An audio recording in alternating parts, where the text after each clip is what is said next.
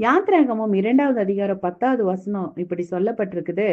பிள்ளை பெரிதான போது அவள் அதை பார்வோனுடைய குமாரத்தின் இடத்தில் கொண்டு போய் விட்டாள். அவளுக்கு அவன் குமாரனானான். அவள் அவனை ஜலத்தினின்று எடுத்தேன் என்று சொல்லி அவனுக்கு மோசே என்று பெயரிட்டாள்.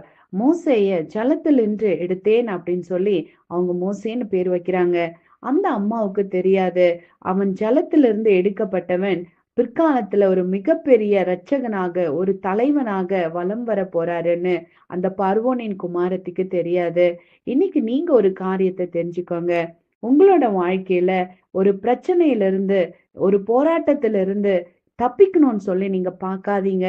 பிரச்சனைகளும் போராட்டங்களும் வரும்போது அதுல நீங்க நின்னு அதிலிருந்து நீங்க வெளியே வரும்போது, அந்த பிரச்சனைய அனுபவித்து அந்த பிரச்சனையை தாண்டி வெளியே வரும்போது மோசேயை போல நீங்களும் மிகப்பெரிய தலைவர்களாக முடியும். வாழ்க்கையில எந்த ஒரு போராட்டமும் பிரச்சனையும் எனக்கு வேண்டாம் அப்படின்னு நீங்க சொன்னீங்கன்னா நீங்க மிகப்பெரிய தலைவரா உருவாகிறது கனவாவே போயிடும். அது நிச்சயமா உங்க வாழ்க்கையில நடக்காது. அதனால பிரச்சனைய போராட்டத்தை பார்த்து பயந்து ஒளிந்து ஓடி போகாதீங்க. அதுல மூழ்கி நீங்க வெளியில வரும்போது ஒரு நல்ல தலைவனா நீங்க வருவீங்க.